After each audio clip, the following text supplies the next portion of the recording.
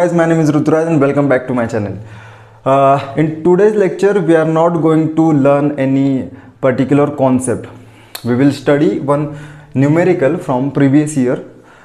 This example is from IIT JAM section. Okay, so those who are preparing for IIT JAM for their post graduation and those who are preparing for GATE examination, this video is very important for them. Okay, because these type of numericals you will get frequently in these type of exams. Okay, I said GATE and IIT JAM, and this is very easy question actually. It looks like very difficult, but it is very easy. Okay, so in today's example, in today's numerical, we will solve this example full, and I will explain 2 or 3 concepts, new concepts you will learn in this example.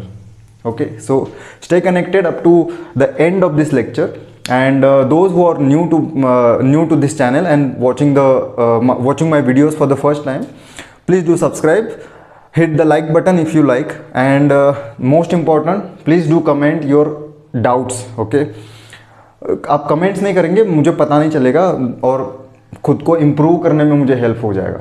ठीक है, अगर comments पूछेंगे तो, sorry, अगर doubts पूछेंगे comments में तो. ठीक है, so let's begin with the today's topic.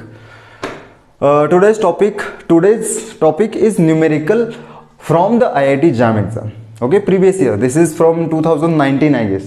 Okay, ठीक है. So today we will learn what is geothermal gradient, the concept of geothermal gradient. Though I have uploaded a separate video for geothermal gradient, I will repeat the concept in this lecture also, because this is important. This is very important to explain here also, to continue this numerical up to the answer. Until and unless we don't get answer, we will keep solving this question. Okay, this is very easy question actually. This is based on the calculation of pressure value at the crustal level. So final destination of today's numerical is to find the pressure on any particular block which is present beneath the crust. Okay, so what is the average thickness of our continental crust? It is 35 kilometers. Okay, not continental crust, this is average thickness of crust of the earth. Okay, continental crust लेंगे तो ज़्यादा हो जाएगा. ठीक है, तो it is around I think 70 kilometers. So this is average thickness of our earth's crust. So if you want to calculate the pressure at this particular rock, so what you need to consider, this is called lithostatic pressure. Okay, lithostatic pressure, and we know what is the formula for pressure according to physics: force per unit area. This is force per unit area, then mass into acceleration and all. You can just solve this equation and go derive one new formula, that is rho gh. Rho is density, g is acceleration due to gravity, h is height. Okay, so you don't need to derive this formula, you can directly use this formula for this example. Okay, and this is most accepted formula for to calculate lithostatic pressure or hydrostatic pressure, we can call it. Now we are going to use the same formula in this particular example: rho into g into h. Okay, density into acceleration due to gravity into height. Just remember this formula. We are going to find a pressure on this block. Okay, now what is the given values, given data in the question? Now we will see the given data in the question. I am reading this question. Listen, geothermal gradient is 25 degrees Celsius per kilometer. Now what is geothermal gradient? Geothermal gradient is increase in temperature with depth in the crust. Okay, अब यहाँ पे हमारा temperature है मान लो 15 degree Celsius, This is average surface temperature present on the earth. Okay, surface of the earth. Now what we will have to do, we are just imagine that we are entering the earth. Okay, surface of the earth. As we enter, what will be the temperature after 1 kilometre? जा नहीं सकते 1 kilometre तक, लेकिन imagine करना, इसलिए बोला कि imagine करो, जाना नहीं है, मर जाओगे, ठीक है। So what will be temperature at 1 kilometer? That is 25 degrees Celsius per kilometer. This is our average geothermal gradient value for the crust. Okay, now मैंने बता दिया what is geothermal gradient. It is the increase in temperature, rate is important word. Okay, rate of increase in temperature within the crust. Means हमको start कहाँ से करना है? Surface of the अर्थ। हम अंदर जा रहे हैं अर्थ के अंदर, तो 25 degree Celsius per kilometre is the rate of geothermal gradient. Okay, this is average geothermal gradient of the earth we consider.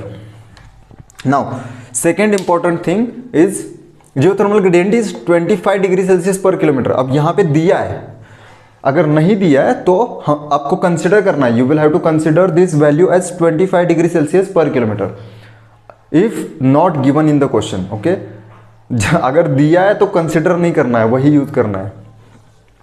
So next is density of the crustal rock. I know this word you can't see, this is crustal rocks. Okay, density of crustal rocks is 3000 kg per metre cube. Units पे ध्यान देना है सबसे ज्यादा।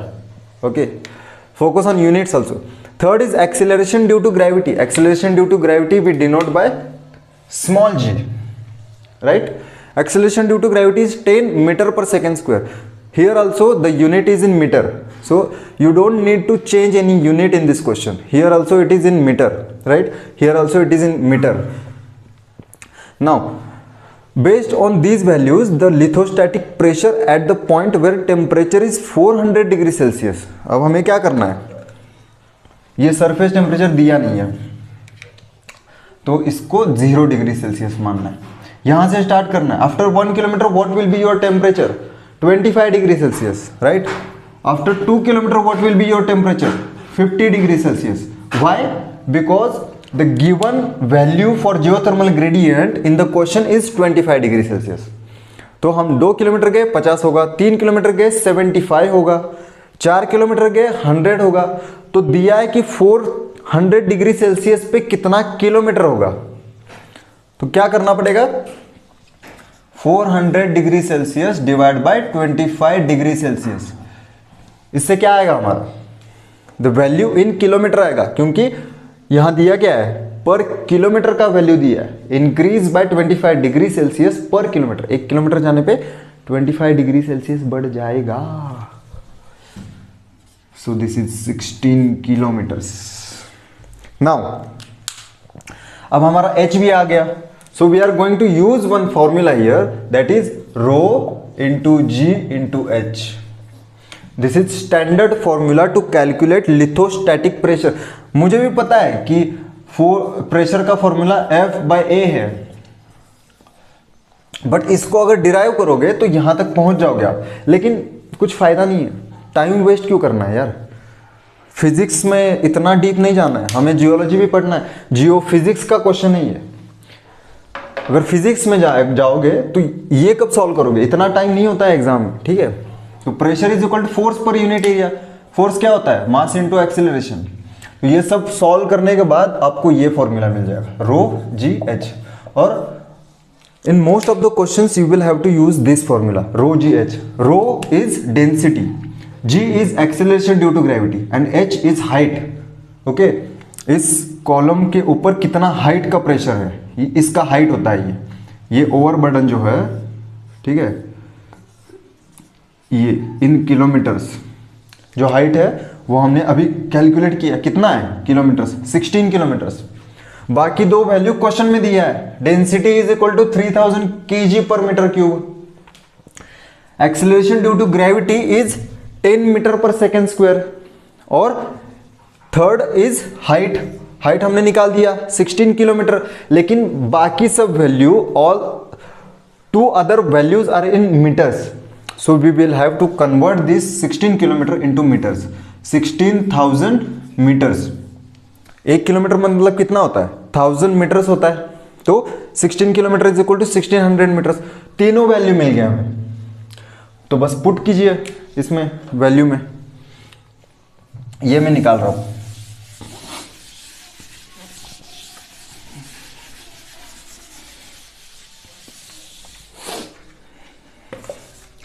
Okay, so pressure is equal to rho into g into h. This is standard formula for calculating lithostatic pressure. Now rho is 3000 kg per metre cube. Units के साथ लिखना है, ठीक है, हमें कैंसिल करना है बाद में यूनिट्स वगैरह, यूनिट्स के साथ हमें कैलकुलेशन करना है. अगर सिर्फ वैल्यू लोगे तो गलत आ जाएगा नीचे.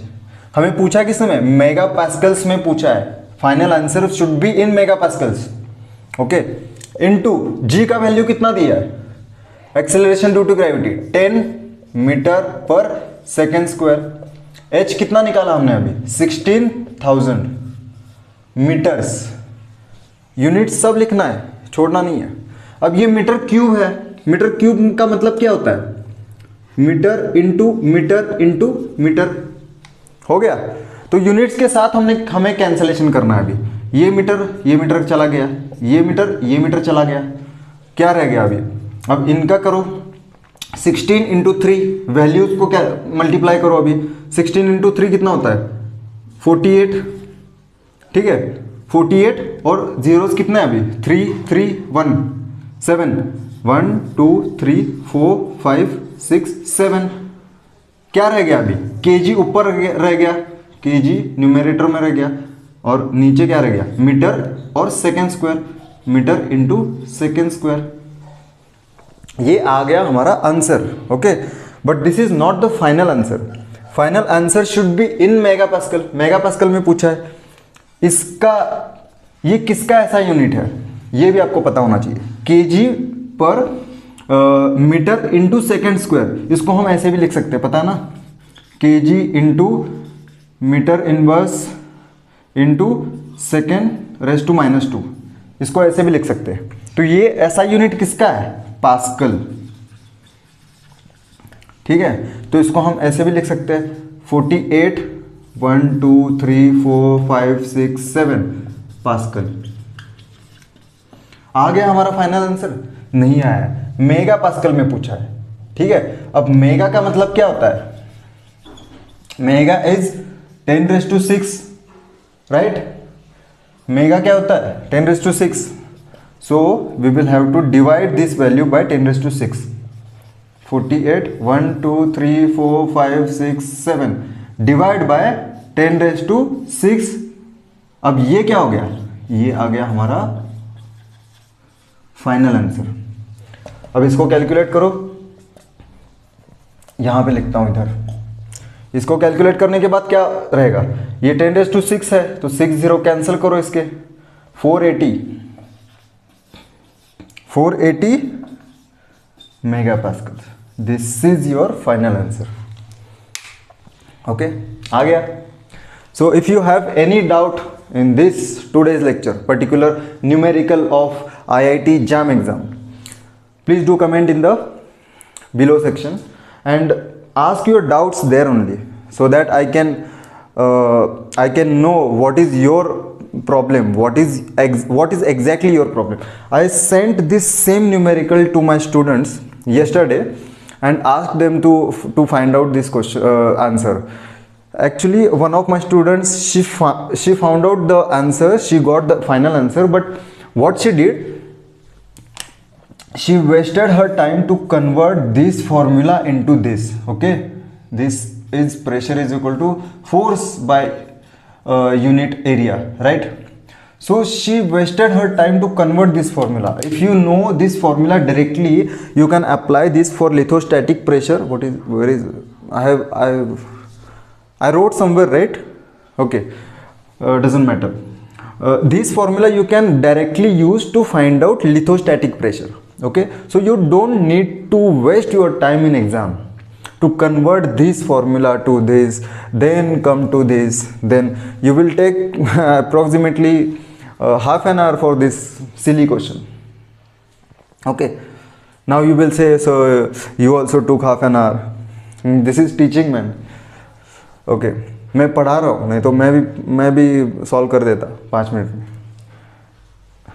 Okay, so yeah, so if you have any doubt from this, please do ask in the comment. Okay, so yeah, that's it for today, and stay connected. We will continue the stratigraphy series also, so stay connected, and yeah, that's it for today. Bye bye.